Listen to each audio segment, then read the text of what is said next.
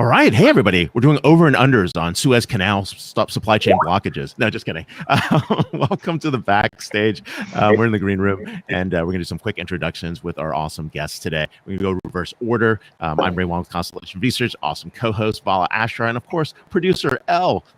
And John, where are you calling in from today? What are we going to be talking about? Palo Alto, California, the future of the internet, media, disinformation, anything you guys want to talk about, I'm happy to talk about. And I got about Clubhouse on my favorite app that's kind of going in the toilet. But I mean, if some people say, we'll see about that. And anything media I love talking about. Very, very cool. All right, Celia. Mikita, where are you calling in from? And what are we talking about? I'm calling from my home in Pacifica, California. Not far from John. Excellent. And Celia, where are we calling from? What are we talking about? I'm calling in from Atlanta, Georgia, so a little further away. And we're going to talk about customer engagement and some research we did recently. Excellent. Really, really welcome. Well, hey, folks, thank you so much. We're going to start the show soon. Elle's going to do the countdown. Thank you to our sponsors, Robots and Pencils. And of course, we're now do the countdown. How are you, Elle? All right. 3, 2, 1. Hello and welcome. Thank you for joining us on DisrupTV. My name is Vala Afshar. I'm the Chief Digital Evangelist at Salesforce and your co-host for the next hour. We welcome you to follow us on Twitter at DisrupTV Show. Send Ray, myself, our distinguished guests, your questions live using hashtag DisrupTV, and we'll do our best to answer them during the show. It's my pleasure to introduce my co-host, Ray Wong. He's the CEO, founder of Constellation Research. He is the best-selling author of Disrupting Digital Business. And later this year, he's coming out with his new book, Everybody Wants to Rule the World. Ray's a regular television, business, and technology news contributor on Fox Business, Yahoo Finance, CNBC, and Cheddar. He's a global sought-after keynote speaker, and in my humble opinion, one of the top futurists to follow on Twitter at RWANG0. Welcome, Ray, to DisrupTV. Hey, thanks a lot. I'm here with my awesome co-host, Vala Afshar. He's a keynote speaker. He's a confidant to CEOs, CXOs, CMOs, and CIOs around the world. People follow him on Twitter for inspirational quotes. He's an author himself, but more importantly, he's my awesome co-host and, of course, co-founder of DisrupTV. But it's not about us. It's always about our wonderful guests. And today, who do we have to kick it off? It's our pleasure to kick off the show with Celia Fleischaker, CMO of Verint. Celia has more than 20 years of enterprise software marketing experience and currently serves as the Chief Marketing Officer for Verint. Verint helps the world's most iconic brands build enduring customer relationships by connecting work, data, experiences across the enterprise. Celia is responsible for developing and executing brand and the marketing strategy to build Verint's success as a leading provider of customer engagement for thousands of organizations around the globe, including 85% of the Fortune 100. Prior to her post at Verint, Celia served as Chief Marketing Officer for Pros and Chief Marketing Officer and Executive President for Epicor Software Corporation. You can follow Celia on Twitter at CFLEISCHAKER. Welcome back, Celia, to DisrupTV. Thanks, Vala. Thanks, Ray. It's great to be back. I appreciate it. You were with us episode 127 in 2018, and we're at 230, episode 230. So welcome back. Nice. Thank you. Yeah, we're excited to have you. And guess what? You did something crazy. You moved. You changed a job. You moved all in the middle of a pandemic. You spun off a security division while you're at it. And I don't know, you launched some other global major research study. So what's been going on, right? So we need to get a catch up. There's a lot of enterprise CMOs out there. You're one of those really pioneering what's going on. But tell us what's happening and, tell us more about your new role. Oh, thanks. Yeah, maybe some questionable decisions, right? In terms of a lot going on in the pandemic, in terms of a move and things. But one thing I don't question is the move to Verint. It's been really exciting to join the company at what you said, such a pivotal time. So we just in the last couple of months spun off as a pure play customer engagement company. And wow. Yeah, we've been a leader in this space for some time, and that's fun to always join in with a leader, but to join in with a company who is going through the spinoff, has an opportunity to really redefine itself and drive a new message to the market, how we engage with our own customers.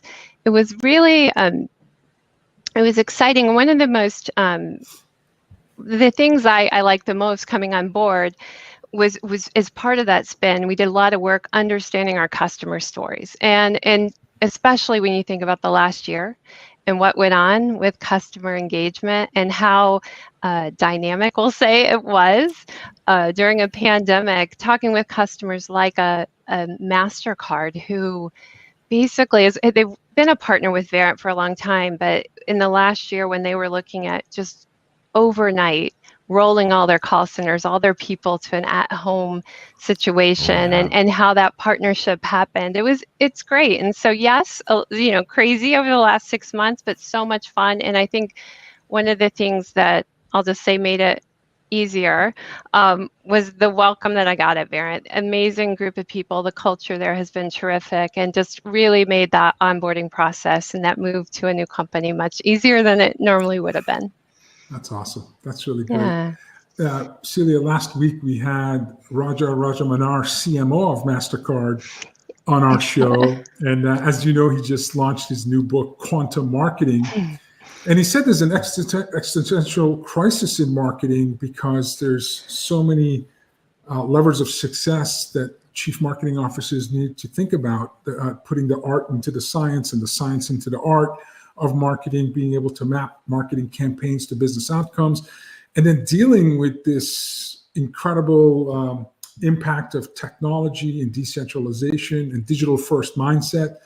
We also had the CMO of Publicis Sapient and CMO of Data.org all last week. So you're our fourth CMO in a row. And the common theme with Raja and the other CMOs was the importance of customer engagement. They all talked about it. What excites you? What was that gravitational pull that brought you to Verint, knowing that the company is at the epicenter of trying to improve customer engagement, as I said, for 80% of the Fortune 100. So you're working with the biggest companies in the world, and all of them have customer engagement as their top of mind.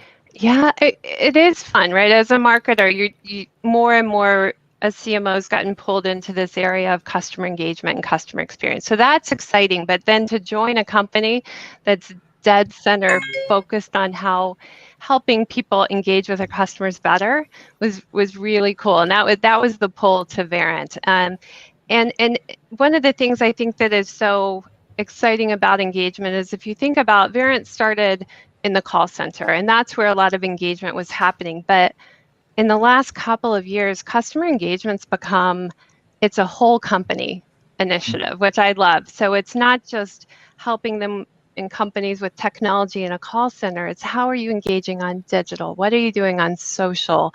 What are you doing in your stores, in your branches? And the trick is threading the needle across all those areas of your organization, connecting the work that's happening, the data that you're collecting, the experience that a customer is having across all of those, to make it seamless and to really engage at a deeper level. And we can do that today with technology. And that's a fun space to be in. And with Verint, one of the first things we did, we know a lot about customer engagement, but I'm not going to say we know everything. So we went out and we researched. We talked to, through a survey, over 2,000 business professionals, 12 countries, and asked them, what are you seeing? What are your challenges? And where are you investing? How are you dealing with all the dynamics of customer engagement? That's great. I'd love to hear more about the research. Go ahead, Ray. Yeah. Let's definitely talk more about the research. I mean, you're talking about engagement in an always-on era. Let's start there. So, engagement. I mean, that's the key, right? One of the things that we were seeing, and you hear us talk about it at Verint, is this engagement capacity gap, and it's something that's really plaguing most companies. The environment today, we've got interactions kind of skyrocketing. You've got all these channels that are you have to engage across. You've got rising customer expectations, always rising. And at the same time, you think about your workforce, and your workforce is, a lot of companies aren't hiring a lot. So it's pretty flat. And you're dealing with a shifting dynamic from a generational perspective and how they want to engage with a customer. And so it's this natural tension of rising customer expectations and the number of interactions with with a relatively flat set of resources and budget, and it creates a gap, and we call it the engagement capacity gap, and the pandemic made it worse. It's widening because of all the things that happened. And so from the survey, what we heard from people, which wasn't surprising, was like, yeah, it's been a challenging year. But what I was surprised with was they came back and they said a couple things. They said, one, over 80% said, we think 2021 is going to be more challenging, which I had kind of thought, what's going to top 2020? But most companies came back and said, we think it's going to be harder in 2021. And the reason they were saying that is a large number, I think 75% or so, they put off hiring. About a third eliminated investment in customer technology. And so as a result, it just made things worse. And so when we asked them about investment, because we really wanted to understand, well, how are you going to get yourself out of that? You had some companies, I think about half said, we are going to start to hire again, which is great to hear. But it's not something you hire your way out of. You have to use technology, and nearly 90% said that. They said, you know what, we're planning to invest this year in customer engagement technology, in customer experience technology, because we know that's how it's going to get better. It's technology is how you're going to do that. Makes a lot of sense. Makes a lot of sense. A few weeks ago, we had Martin Lindstrom, author of The Ministry of Common Sense. Time magazine named him one of the 100 most influential people in the world as a branding expert. And he told Ray and I, ultimately, to deliver common sense and create a beautiful experience and to ensure stakeholder success, you just need more empathy. Mm-hmm. It sounds pretty common sense. And he said, marketeers, folks that are championing brand and folks that are really deeply engaged in improving customer engagement need to really approach this work with a purposeful mindset and a lot of empathy, especially based on what we experienced in 2020 with all the crisis, the health crisis, the economic crisis, racial inequality crisis, climate crisis. Yeah. So incredibly challenging year. Is there anything about the research that spoke to purpose, core values, empathy in terms of positioning your mindset properly in order to architect a beautiful customer engagement experience? Yeah, I think that's really interesting, because to create empathy, you have to have understanding, and you have to really understand the mindset of your customer and what they're going through. And we asked about workforce development, because what we're seeing increasingly, and you hear it, as the employee experience is more closely linked to the customer experience. So how do you give the employees the tools and what they need to better serve your customers, and both people end up in a better place? And so what we're seeing happen is, when we ask, you're like, how are you going to develop your workforce? The number one thing they said is, we want to give them better access to information so that they can better serve our customers.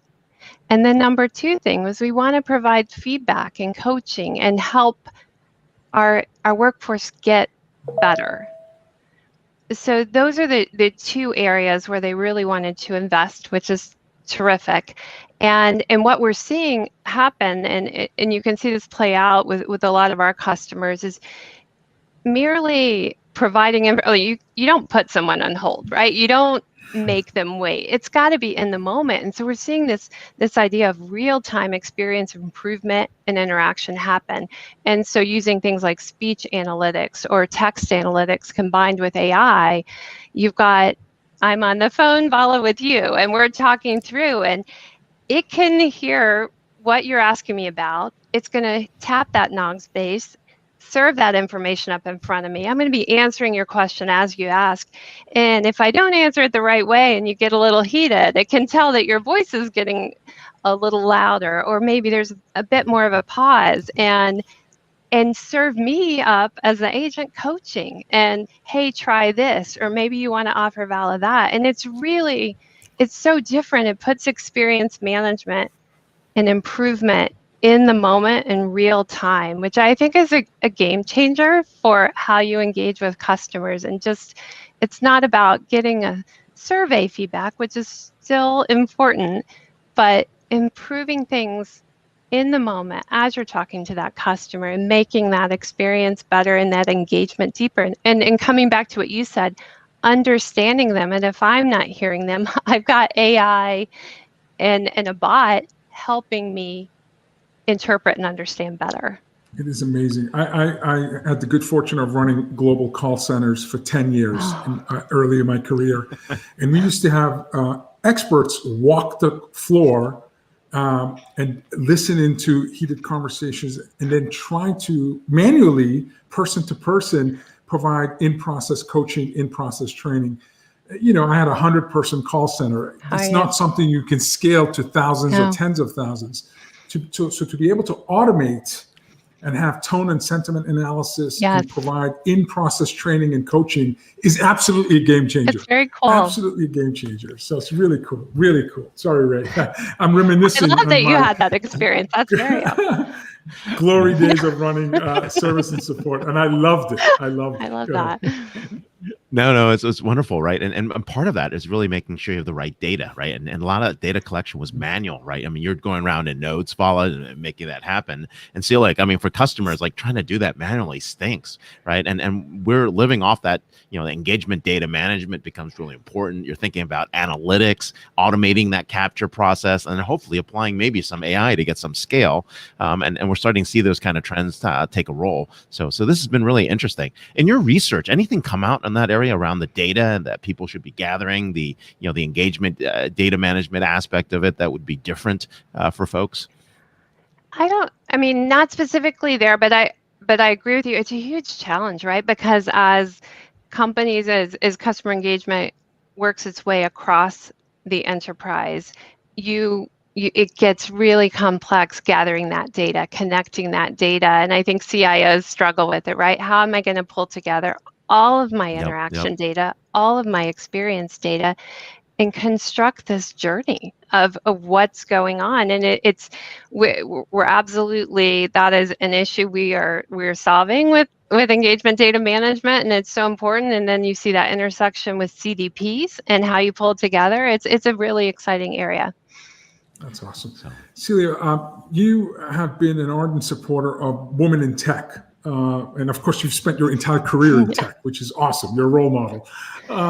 What advice would you give perhaps to CMOs in terms of the importance of embracing diversity to strengthen your company, especially when we talk about automation and AI and all the biases that exist in this algorithmic economy, where if you don't have a diverse population providing input, you could easily produce products that, you know, unfortunately have your company drift away from your core values.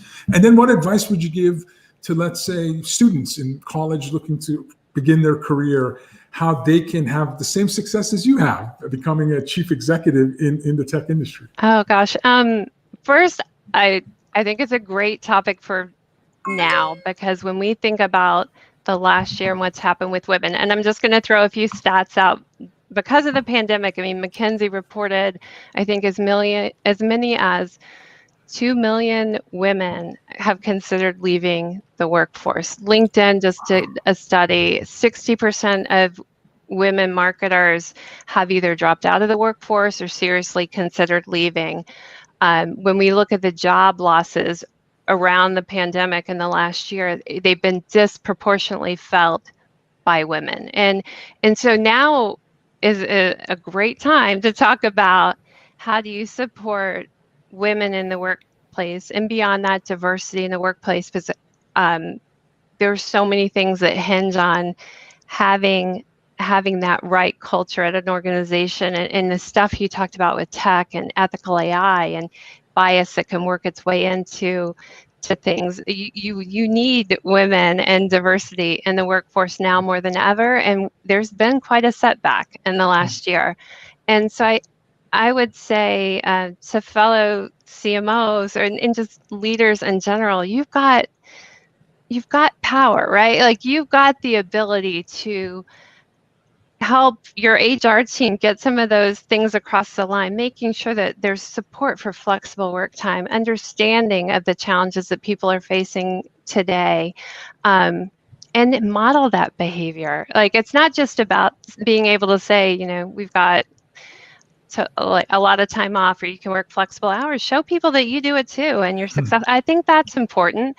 And I think if you're earlier in career or a student, I mean, I'm biased, right? I think tech is an amazing field. I think it is fast paced, and I love it. And it's changing, and it's driving so much of what we do that I pursue it and push the boundaries and push outside your comfort zone, right? Like, I think that's the way you move ahead.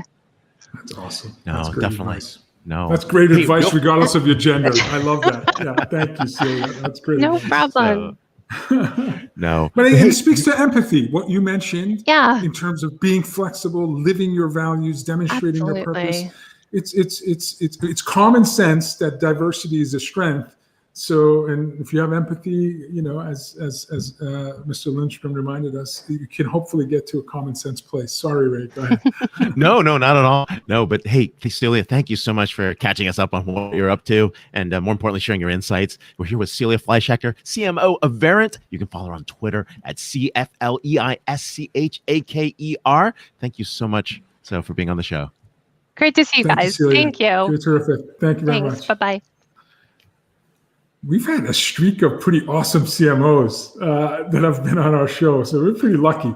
And now we're going to start our streak of awesome CEOs on our show. Our next guest is Mikita Mikado, Chief Executive Officer of PandaDoc. Mikita is CEO of PandaDoc, formerly Coda-Roller, a leading all-in-one software solution that streamlines the process of creating, approving, and e-signing business documents, including proposal, quotas, and contracts. As an entrepreneur, executive, and former engineer, Mikita works on, speaks, and writes about running self-sustaining companies, doing innovative things in technology and business. You can follow Mikita on Twitter at MIKITA_MIKADO. Welcome, Mikita, to DisrupTV. Thank you, Vala. Hello, intro. Great to have you. Hey, we're really excited to have you. And I really want to start with a question. Like, I read somewhere and I heard this story from another friend is you came to the US from Belarus and you took every freaking job you could take before you started a company, from flipping burgers to getting out here. Is that true? That's true. I've done restaurant work. I've been a bartender. I've done cleaning. I've done website design, moving, you name it. Whatever paid over $10 an hour, I did it. I love that. The hunger of an entrepreneur. Yeah. I know. And now you've actually built this awesome company. It's a startup in a space. What does PandaDoc do? That way people understand. I mean, you've gone from beginning to like a very, very small team and to a rapid growth over the last couple of years. So every organization on this planet deals with things like contracts, quotes, proposals, forms, and other business documents.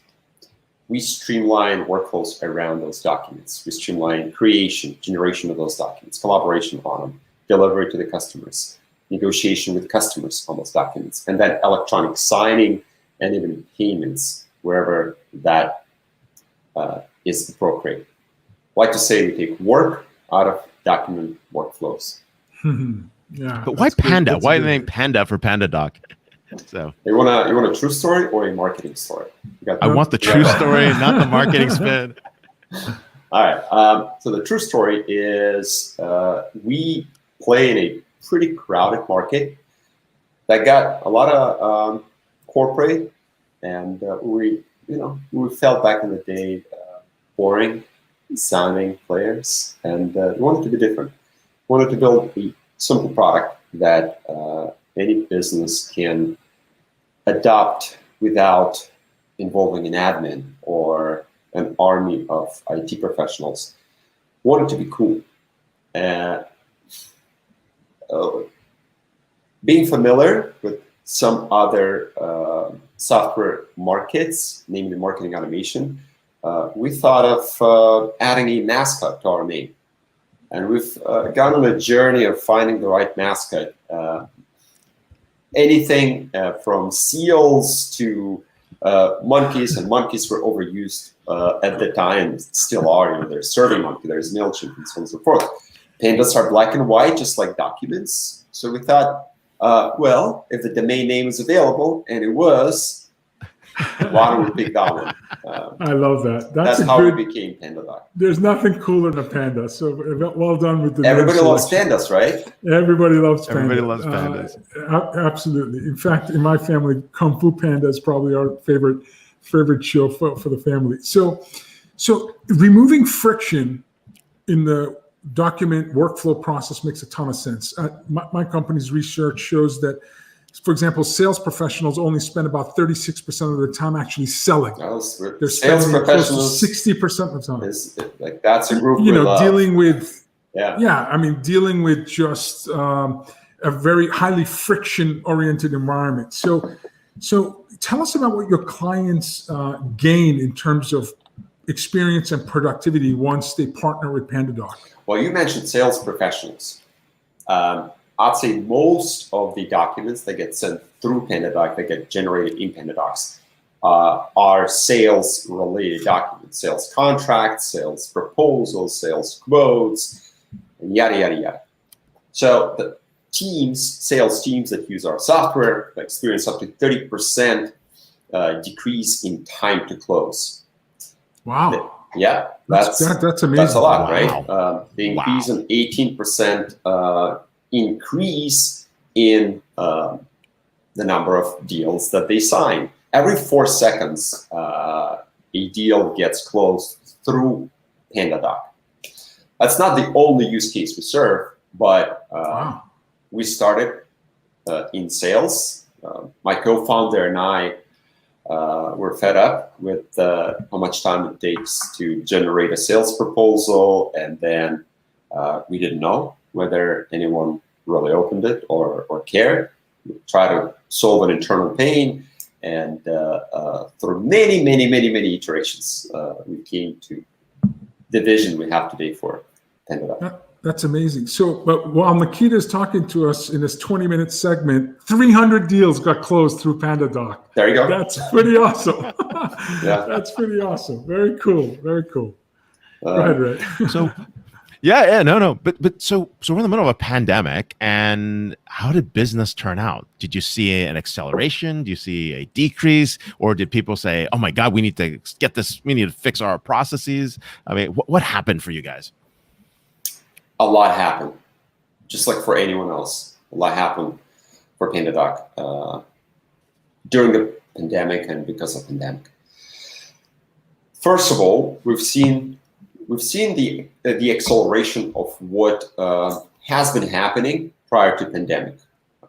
More and more organizations started to adopt things like electronic signing.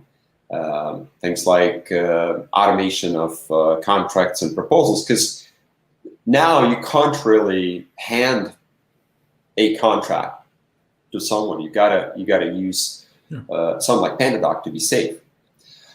What we've done when pandemic hit is we decided to help the broader business community to continue doing business safely, and we launched a free electronic signing solution. Oh, wow. Because end of March, we started hearing from our customers that things are getting really, really hard. And as they transition to remote, they need a solution for broader teams and for their customers and so on and so forth. So we thought we got to do something, got to help, and we launched a free e-signing product. And since March 2020, we've seen a great deal of adoption of that solution. Over 200,000 users are now using free e-signing with PandaDoc, sending. Now we're in millions of documents for electronic signatures. Wow, that's a great example. We just talked about empathy, the fact that you and your company decided to help knowing that, there's a financial burden on a lot of businesses, small businesses, medium, large, all businesses during the pandemic. That's a great thing that you did. What other lessons have you learned as a CEO of a growing company during the most difficult time in our lifetime? I see a picture of a young, maybe perhaps a middle school graduate behind you on the wall. As a father, as an entrepreneur, as a CEO, can you share some lessons you've learned, as we went through, again, arguably the most difficult time we've gone through in our lifetime? Lessons. Lots of lessons. Let's start with, we've always been keen on building a culture of transparency and a culture of sharing at PandaDoc. And while we were benefiting from it prior to pandemic, post-pandemic, post the time we all had to go and work remotely and shut down our offices, that came extremely handy. And by transparency, I mean we don't hide our strategy internally. We don't hide our data internally. We try to share, and we try to do that so that everybody learns. Everyone within the company is engaged and feels that they have as much knowledge as I do to make an impact. That really helped us as we've gone remote. If transparency was not a part of PandaDoc's culture, I feel like things would have been harder. Another thing that we actually added to our culture code during the pandemic is empathy. We've talked about empathy today, and we found that it's hugely important. It's hugely important when things get really hard, when people get isolated, because everything that the humanity has been through over the course of the last 12 plus months has a great deal of impact on our psychic and on. So we had to be empathetic, and that we have been, and I learned that it's hugely important, not just for the company, for the world in general. Yeah, absolutely. Okay, now you've got like worldwide operations everywhere, from Tampa to Belarus, Minsk, to the Bay Area. So what happened when you guys went to remote work? Did that change things? Did you keep the same level of productivity? Do you have a good collaboration? I mean, we've been seeing different results from different teams. Some people are burned out. Some people are getting extreme productivity. Other folks are dying to get back to work. So where do you fit in that spectrum? I'm not going to tell you that we've gone remote and it was awesome and we love it. Like, no. Some aspects of being remote are great for some people and some teams, but there are also a lot of aspects that make it really, really hard. And for people, for teams, for companies, for kinds of businesses, and there are probably more obstacles, which is why only due to the pandemic, many companies have chosen remote as a form of work. For us, so I already mentioned that transparency played a huge role in weathering going remote. I think the ability to communicate internally through multiple channels and the intent of our team to stay together, to be together, all those things played a huge role. I'll give you a pretty cool example of an initiative that was started by one of our sales reps. So she launched a Slack channel called Ripped Pandas, where we're split into little teams and we compete on exercising. You exercise today, take a photo, and you post on that channel. Your team gets a score. And then you get basically to see what people do outside work. Someone went cycling, someone else went hiking, I go surfing, you go skiing, and people take photos of that, and it just, a tiny bit, but it makes you feel connected to the greater team, and feel as lonely as as many other people that got put in their apartments during this difficult time. No, absolutely, absolutely. I can imagine a photo of you with a six-pack on a surfboard. I don't have that. I don't have that. Inspiring PandaDoc everywhere. I don't have that. One of the, yesterday I spoke to a dozen Salesforce customers, all remotely. So, I don't know if it's a silver lining, but certainly the volume of customer engagement for me personally has increased by order of magnitude. Because of the convenience of just quickly jumping online and having a conversation. I do miss, we're an in-person event company. So, I absolutely miss meeting hundreds, thousands of customers throughout the course of the year under normal circumstances. But I have to say, on a daily basis, I'm in front of lots of customers and partners. What do you miss most as a CEO, not being in the office? Like what is it that you miss most? And what advice do you give to young CEOs, head of a startup, in terms of what they can anticipate in the next normal and what they should be thinking about focusing on to ensure that they have the same success as your company? I miss people.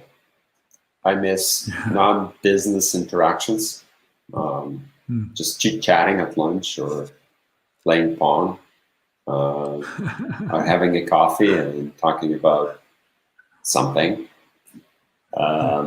That's what I miss. How do you get that back? I don't know. You get vaccinated and you get that back. That's how. That's the easiest path forward. And I don't really have any advice around that. How can you replace a human interaction? Yeah. With that being said, I also I enjoy not sitting in traffic. So what we're gonna do at PandaDoc is offer what we call a hoteling option.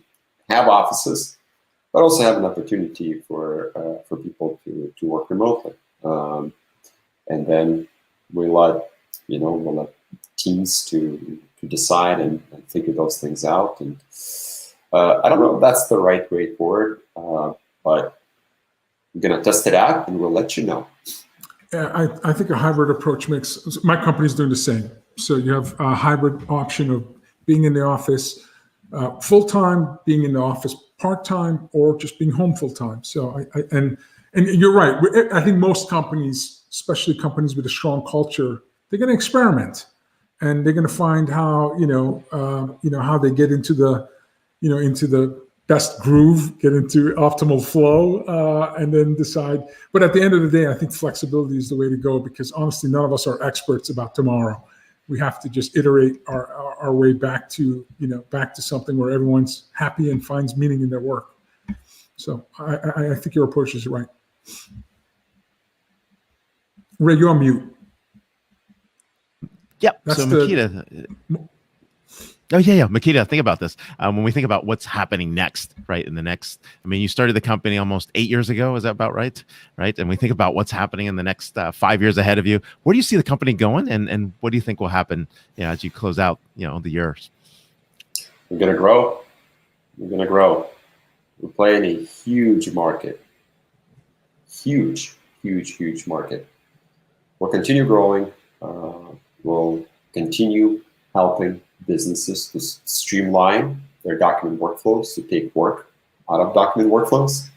We'll go global, and we'll continue growing our global teams, be that in the United States or Belarus or Ukraine or Portugal or you name it. That's awesome. That's awesome. Expanding Well, your we're here footprint. with expand the footprint. We're here with Mikita Mikado, CEO of PandaDoc. He's told us a story about what's happening, how they're growing, how they're changing the shape, and more importantly, you can follow him on Twitter at MikitaMikado. So thanks a lot for being on the show, and thanks for sharing your story. And say hi to Sergey for us. So Thank you, Mikita. Thank you. Bye-bye. Sure. Thanks. Cheers. Empathy. That's been the word in the first two segments. And our final guest, this is what we call the cleanup hitter spot. We bring a legend, and he or she hits a grand slam. And so our final guest for episode 230 is John Furrier, co-founder, CEO of SiliconANGLE. John is the founder, co-CEO, and editor-in-chief of SiliconANGLE Media, a new media company covering the intersection of computer science and social science. SiliconANGLE Media comprises of multiple companies: SiliconANGLE.com, Wikibon Research, the Cube Network, Cube 365 Software, and CrowdChat. John's also the co-founder and CEO of CrowdChat, a social media platform for large-scale group conversations over hashtags. John's the executive editor of the Cube, Wikibon Research. John doesn't sleep.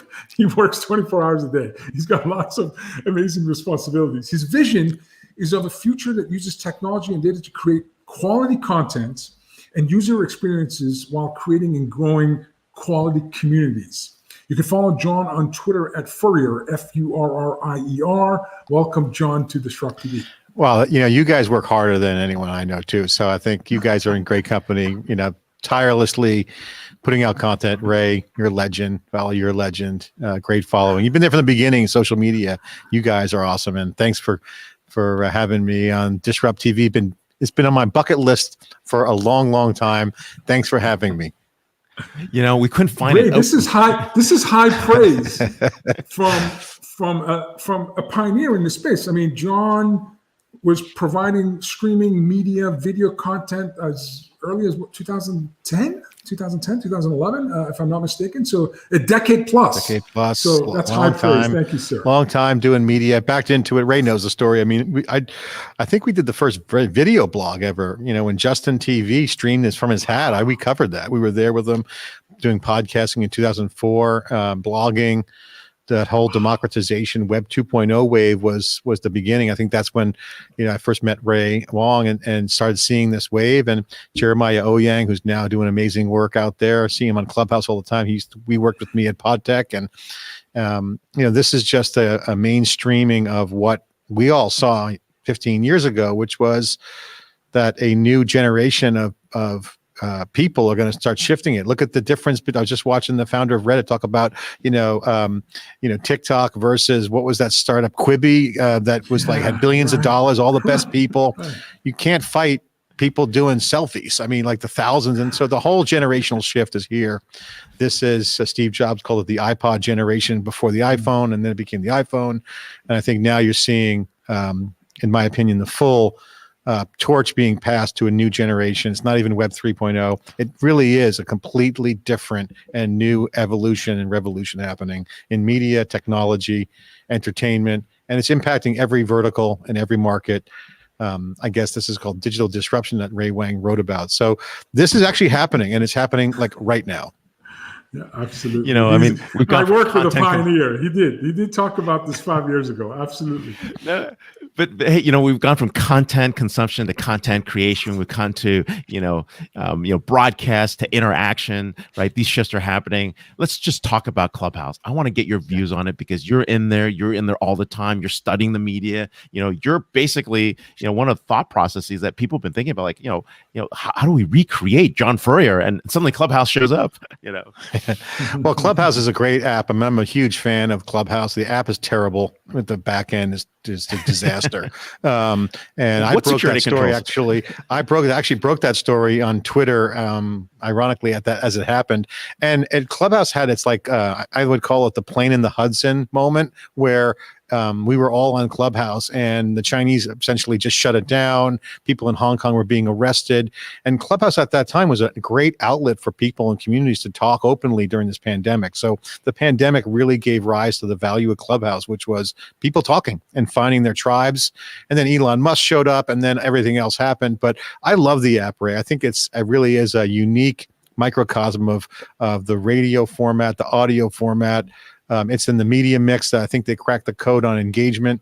In digital media, the mix is kind of coming together now. You got, the written word, the print, blogging, and now social media with Twitter was kind of like a blogging on steroids. And now you got radio with Clubhouse, and you got video, obviously, with theCUBE, what you guys are doing, this app here, and more apps coming, more virtual events. So you're starting to see digital media establish its media mix. And I think you're starting to see standards emerge. Clubhouse is the first app that I've seen that's been as good as any app I've ever used from an engagement perspective. Put its funding dynamics and the power dynamics around who backed it, how bad the back end is, but people love Clubhouse. And like anything, there's a lot of crap content on it, but there's a lot of great people, clubs. They're kind of making some mistakes in my opinion, but I'm a big fan. Wow, that's great to have your point of view.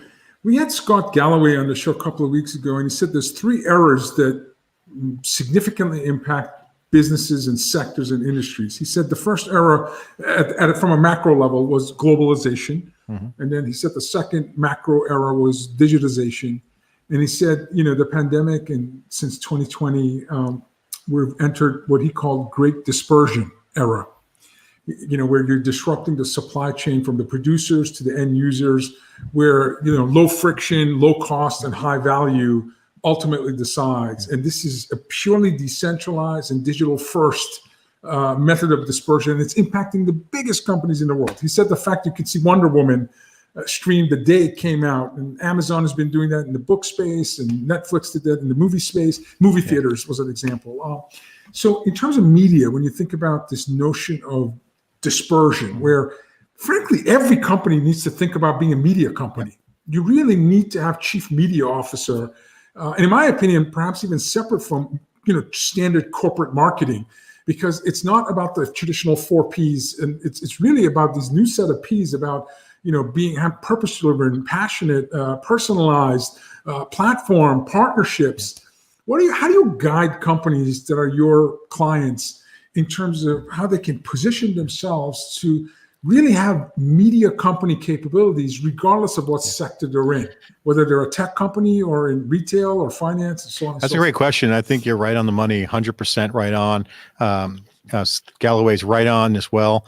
I mean, he's been chronicalizing it. He's been a vocal advocate of this kind of disintermediation that's going on. And that's been classic disruption. It's well documented that happens, but it's happening at such a massive scale and such a wide range of breadth of verticals. The surface area of this disruption is everybody. So, this is classic. And I think that's totally true. The direct to consumer, as some call it, or the media first, as we call it, strategy is not digital first, it's media first, but it's media is digital, media is data. Big fan of that.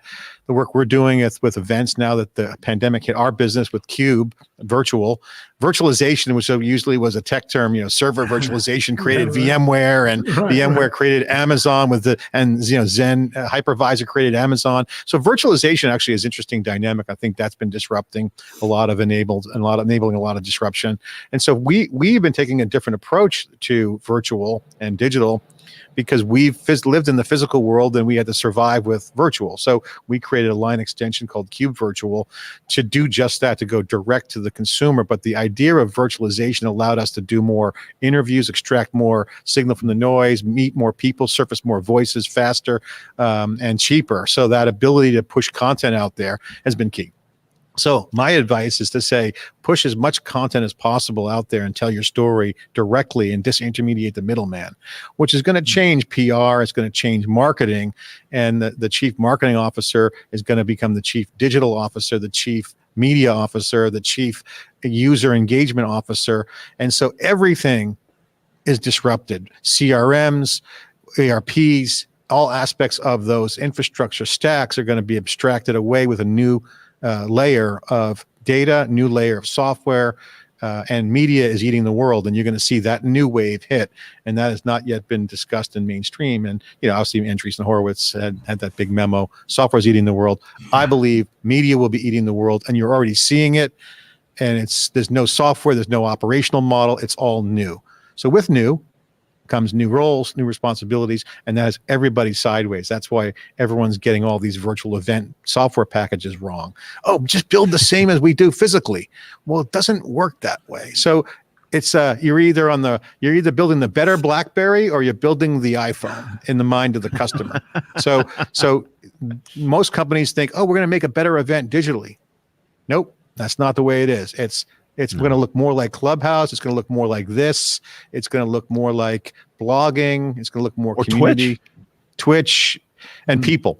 It's true organic democratization, and that's where the leads are, and that's where the nurturing is. These are all new patterns. So I've been kind of saying this again on Clubhouse and on theCUBE.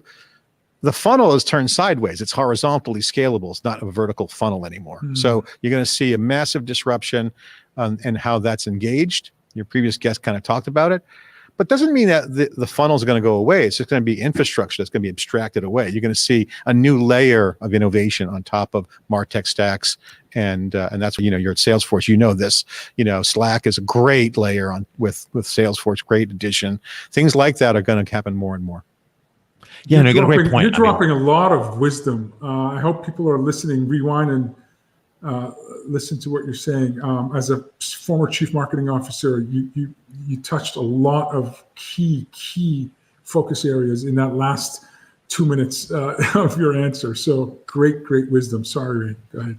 Yeah, no, you have a great point, right? I mean, we're going from mission and purpose to activating movements, right? And that activation of movements is what's driving what's happening. The question is, what happens with events then? Do they come back? Do they look the same? Do people still want to go to them? Like, where do you see that? I mean, you and I hit all these events at the same time. I mean, are you starting to see physical events come back in your calendar? I just got going to see Amazon probably reinvent be in person. We have Mobile World Congress is going to be in person. We're going to be there, we think.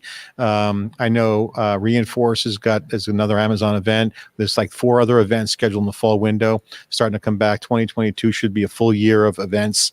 That's going to come back, and all these event teams are going to then go back into the classic standards of events, which is physical spaces. That's a well-known standard. I think what's going to happen is then IT teams are going to pick up the virtual event window. So right now, all companies have an event team that they hire these companies. Oh, build some software, and it's kind of like a bootstrap set of software, and they put it together. I think they're going to see the economics and the productivity of the economics of digital. They're going to think that's going to double down, and they're going to be like, this is just too good. I mean, DockerCon's happening in May. They had 87,000 registrations that use our platform. I think they're going to hit that number again this year.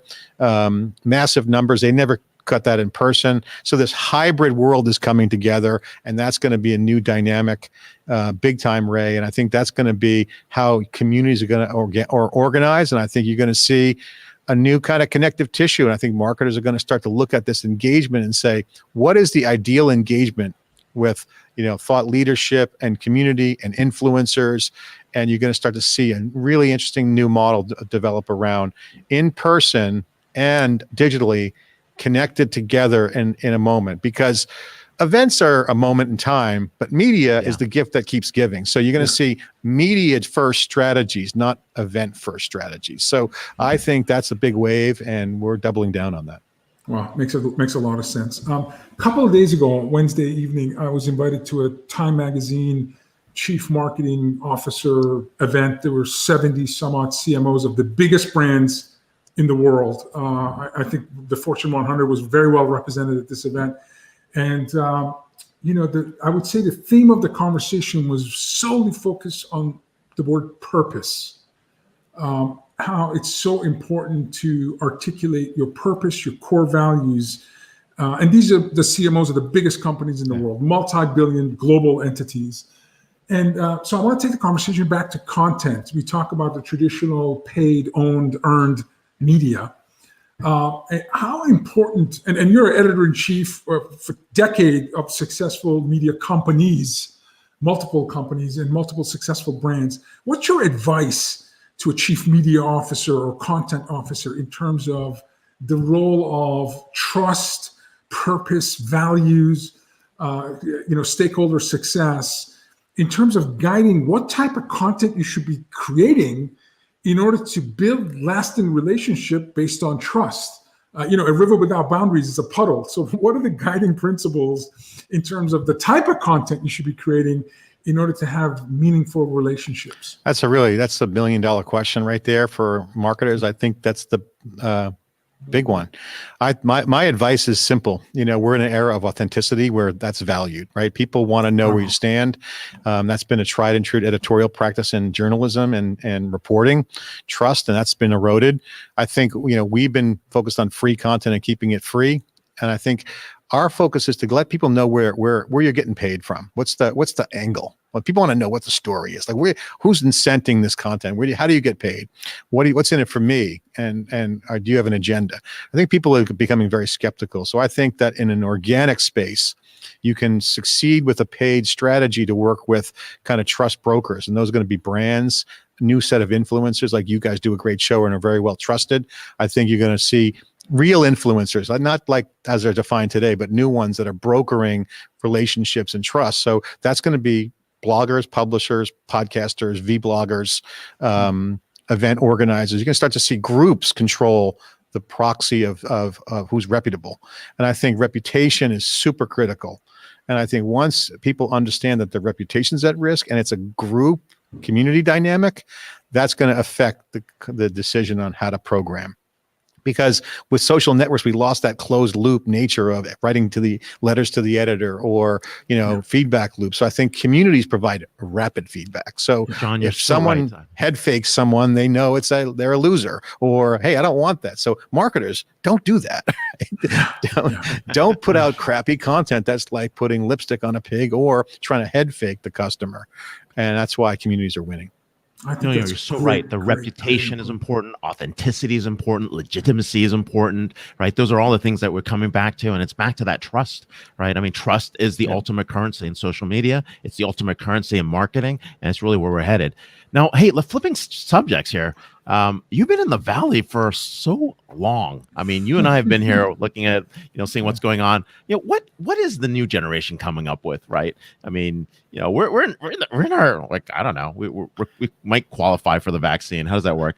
I just qualified. I'm 55, so I've been around. I've seen the waves. Yeah, we're all old. Yeah, but this is good. I mean, the Valley's changed since I've been here 21 years now, and the startup scene is different. I hear Mark Andreessen and Ben Horowitz talk on the Clubhouse, and they have their own show.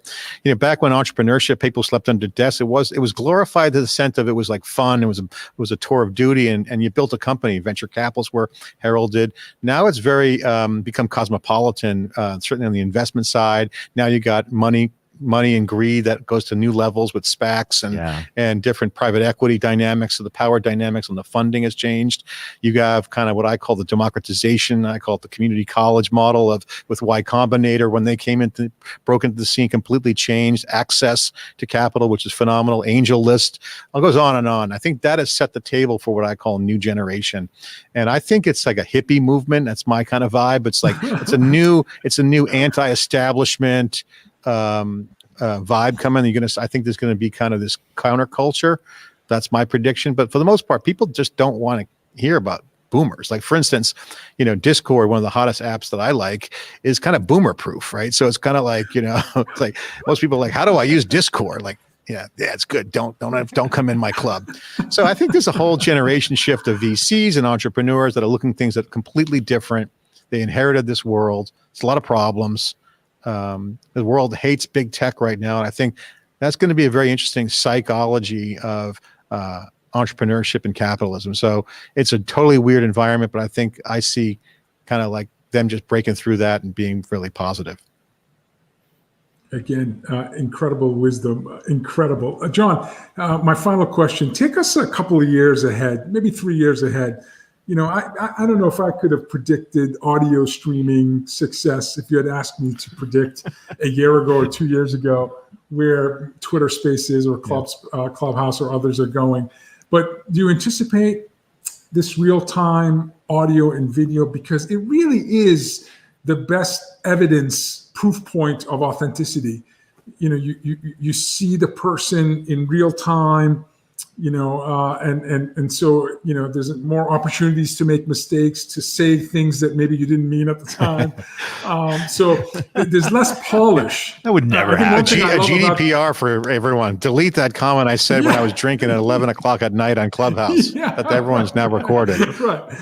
It's truly not recorded. Exactly. Don't worry about it. Yeah. Chinese are recording it. Chinese are recording it. But one of the things I think that people appreciate, for example, with DisrupTV, they know it's low production. Yeah. I mean, right? It's El Ray and I, and we don't really. But we realized 5 years ago, much like you have, that when you bring great guests on the show, like yourself, it's really about the guests. Yeah. We just kind of sit back, and for an hour, we're on this incredible knowledge roller coaster ride with people. Again, in the last 20 minutes, you've dropped incredible nuggets of wisdom, which is going to be a great blog for me. So thank you. Where do you see the next couple of years? I think the people side of this is going to grow. I've always said it's been a people centric world from day one, and people are the new web pages. I always said we're going to see stock markets around people. I think reputation's big, and I mentioned that earlier. But I think I've always viewed the work Ray's done at Constellation as almost as a neighbor of ours, and we've always collaborated. I look at content producers not as competitors but as collaborators. I think you're going to see a world where communities are going to be part of the new media model. And I think reputation and who you're hanging out with is going to be a social proof of signaling. So I think everyone's going to get into the business of streaming their life in some capacity. And I think that data is going to be owned by them. I think decentralized is going to be a big part of that. New social networks are going to exist because the current model of LinkedIn, Facebook, Clubhouse, these are like nightclubs. They're not really like a platform, right? And so I think you're going to see users become their own platforms and form with other people, like in video gaming, where your clan or your tribe or your group is who you are. And I think once people realize that, and there's an economic marketplace around it, that's going to happen really fast because more people are going to be producing content.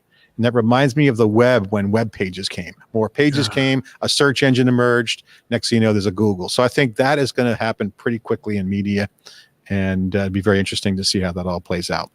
That makes a lot of sense. And by the way, thank you for reminding all of us that this is not a zero-sum game. It is about collaboration. It is about partnerships, about adjacencies, and co-creating value together. That was great advice. Thank you. Thank you, John. This is great. One of the legends of Silicon Valley, John Furrier, co-founder and CEO of SiliconANGLE. And you can follow him on Twitter at Furrier. Hey, thanks so much for being on the show. And thanks for having us on your show frequently as well. All right. Great to chat. Thank you. Wow. There was a lot of great advice and guidance from all three guests, but John really, was terrific. It was terrific. All three guests were amazing. So this was episode 230. Next week is episode 231. We have Kathy Hackle, futurist and author of The Augmented Workforce. We have Chris O'Hare, Vice President of Product Marketing at Salesforce, and an author of a book that speaks to the power of CDP, Customer Data Platform. And we also have the co-author of the same book, Marty Kahn, Senior Vice President of Strategy at Marketing Cloud Salesforce. And Marty has an incredible story and background we'll talk about next week. So that's episode 231 next Friday. Ray, closing remarks on episode 230. We just finished our 705th interview. You know what? It's getting exciting. I'm really excited that folks are seeing some optimism, light at the end of the tunnel, with some great, interesting innovations from the pandemic. It's going to be what's happening in the post-pandemic. That's going to take us to the next level.